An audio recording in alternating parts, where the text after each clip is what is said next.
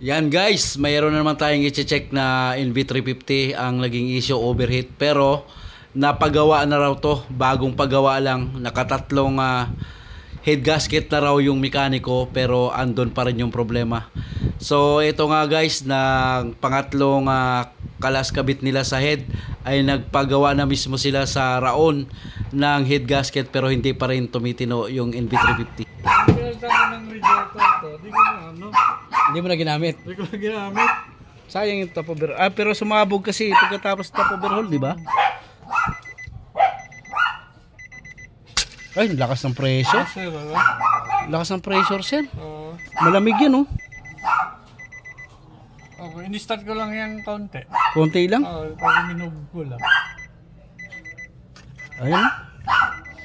Malakas. Malakas masyado, sir. Sir, pwede makahingi ng tubig muna ni sir. Ipunuin ko lang, titingnan ko lang yung flow. Ito, bagong top overhaul NV350. Ano top overhaul? Bagong top overhaul to. Kaso pagkatapos nagsabog ng radiator. Bago na rin water pump pinalitan. Thermostat. Yung mga ginawa na dito ay pina-resurface na yung cylinder head tapos pina-crack test. Kaso yung mga boss hindi pina-check yung engine block kung may tama. Buhusan mo nga doon, buhusan mo. Gusto ng pressure. No, kita mo hindi pa naka-under yun. Kunting under lang daw kanina pa, maaga pa yata. Pero yung pressure ay talagang Sige.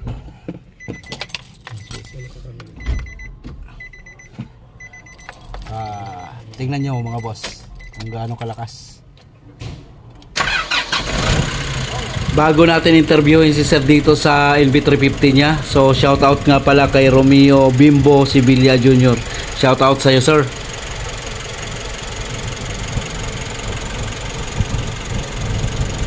Malamig yan. Dapat yan hindi gumaganyan yan pagka malamig.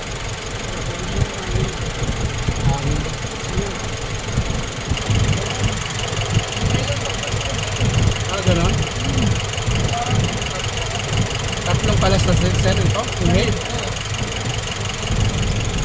May talaga sir? May hangin? Kaya may hangin talaga. hindi nag-high pressure.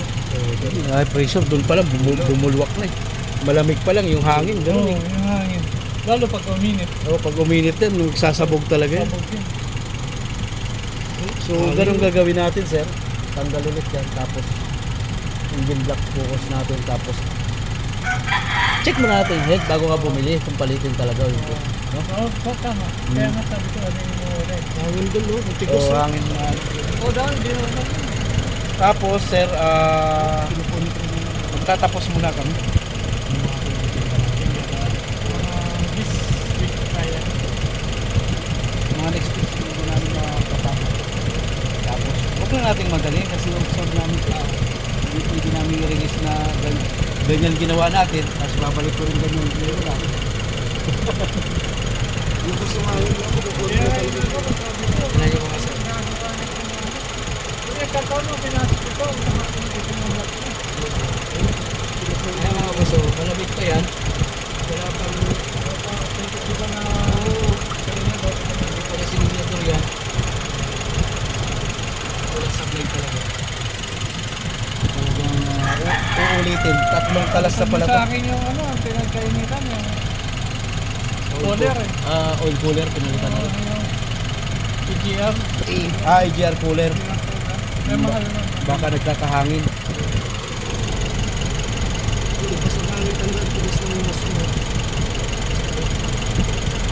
Sir, schedule lang natin to.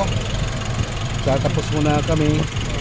Talagang natin confirm na may talagang may pressure. Malapit ka lang naman sa amin, sir. Ayan, nakapatay na, may hangin pang humahabol. Ngayon mga boss, i-schedule ko muna si sir kasi marami rin kami tinatapos na top overhaul, mga overheat din ang problema. So ayun, ngayon mga boss, ay update ko kayo rito sa gagawin natin sa NV350. Sir, anong pinapalitan nila sir pagka di ba sabi mo nakatatlong kalas? Anong pinapalitan nila pagka ano, sir? Gasket lang. Minsan, una, di ba, pabili ako ng gasket niya, yung parang metal, yung Oo, steel. steel, Oo, metal. Tapos, nagpaano sila ng gasket na, yung ano naman, carbon Carbon type naman. type, Tapos, mas manipis daw, yung pangatlo, paggawa sila sa round daw. Nagpagawa ng sadya, oo. Pasadya po Ganon yun. din naman. Ganun din. Wala talagang nangyayari. ano. Tapos sabi nila, pinaripis ulit. Yung, Naku, baka sobrang nipis nila kayo. Kaya yung head. Kailangan. Kaya sabi ko, kailangan ko makahanap ng gagawa na. Kit man lang sana yung black Yung kawawa nga rin yung andun. Nandun na yung sila dapat bukas na. Dapat inano man lang, pinahagingan. Kasi kami may salamin na makapal, sir. Yung pinangahasa namin ito, salamin na makapal. Kaya nakita ko nga yung doon sa mga black. Pagka sinalang mo yan, sinukat mo yung black. Pagka may ano talagang may bingkong. Tumiri ka ba dati nito sa overheat? Yung di naman siya namamatay. Kami na mismo kasi pag umangat na yung temperature, hindi namin paabutin doon sa red. Sa, sa taas. Ihinto namin palamigin. Kasi doon sa Bataan, galing kami doon. Yun, medyo Tapos yun. Kasi kaya naman nag-overheat to. Nasira yung water pump. Yung water pump. Yan unang cost. Yung unang cost talaga. Tapos simula nun, tuloy-tuloy na. Tuloy na. Nung napalitan ng water pump. Dami na siguro. Dami ng thermostat ni sir, napalitan na rin. Thermostat palitan. Bagay, damay-damay na talaga yung pagka-cooling system. Sige sir, gano'n na lang po. Schedule na lang po natin. Sige. Pag Hindi, alam na rin naman namin ito. Punta mo dito. Kaya text mo ako para text kita. kasi laging wala ako eh. Sige po. Ngayon nga lang ako, kaya tinutukan kita kasi kanina di ako pumunta Batangas. Ilang bis ako dumadaan doon eh. Kasi yung tropa ko din, yung Innova, kung maalala mo, bigyan mo ng mag eh. Picture mo matangkad. Okay sir. Boys. Ayun.